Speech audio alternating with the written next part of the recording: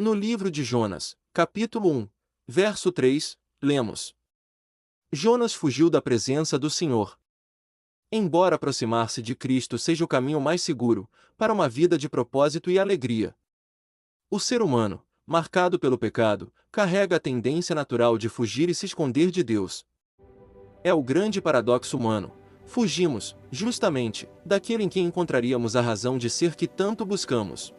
Se a vida espiritual fosse uma maratona, veríamos uma multidão correndo na contramão, partindo da largada em direção oposta à linha de chegada, esforçando-se para se distanciar do destino real. A exemplo de Jonas. Jonas era um profeta. Ele já havia corrido na direção certa por muito tempo, até que recebeu uma ordem inusitada. Obedecer àquela voz significaria conhecer a Deus de uma forma nova e mais profunda.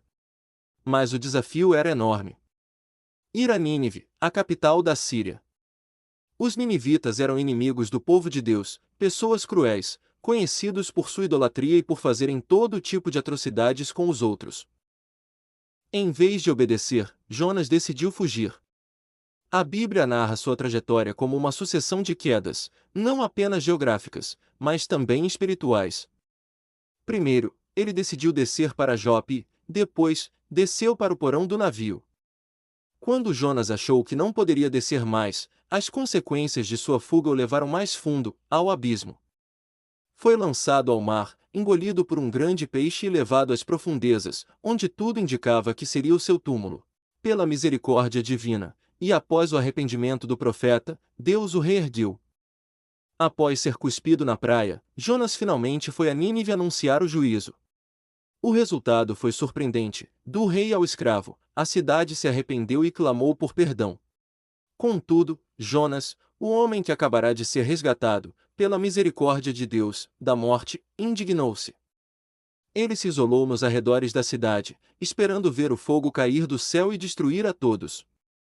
E brigou com Deus quando viu que ele fora misericordioso com os ninivitas, da mesma forma como Deus foi misericordioso com ele. Em sua profunda indignação, Jonas chegou a pedir a própria morte. O livro de Jonas termina com o episódio da planta que Deus faz crescer e morrer, culminando em uma pergunta que o profeta não respondeu, mas que exige uma resposta nossa. Deus não deveria amar a todas as pessoas? Certa vez, durante uma viagem, um pastor jovem perguntou a um mais experiente: em sua experiência, qual o tema bíblico mais difícil para os membros da igreja entenderem e viverem? Seria alguma profecia complexa de Daniel ou Apocalipse? O juízo ou as epístolas de Paulo? O veterano pensou e respondeu com serenidade: a maior dificuldade que tive não foi ensinar uma doutrina ou profecia. O mais difícil é fazer os membros entenderem que eles são profundamente amados por Deus, independente de quem sejam ou o que fizeram. Deus é amor. O primeiro passo real em direção ao Criador é reconhecer que esse amor não depende do nosso comportamento, mas do caráter dele. Deus ama a humanidade, o que é mais impactante, ele ama você, individualmente e profundamente. Inicie hoje o seu caminho de volta ou aumente o passo em direção a Deus. Aceite que esse amor não é condicionado ao que você fez ou deixou de fazer, pois é baseado em quem Deus é. Aceite que Deus ama a todos, ama você, seus queridos e até aqueles que são seus inimigos. Você consegue enxergar esse amor hoje? Quais evidências ele tem deixado, inclusive em sua vida, de que Deus é, em essência, amor? Reflita. Um amor assim não tem igual.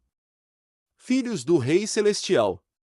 Essa é uma promessa preciosa, um tema para mais profunda meditação. O incomparável amor de Deus por um mundo que não o amou. Esse pensamento tem um poder capaz de dominar o nosso interior e de tornar a mente cativa da vontade de Deus. Quanto mais estudarmos o caráter divino, à luz da cruz, mais vemos misericórdia, bondade e perdão, mesclados com equidade e justiça. E mais claramente discernimos as inúmeras evidências de um amor que é infinito, e de uma compaixão capaz de superar a afeição de uma mãe pelo filho rebelde.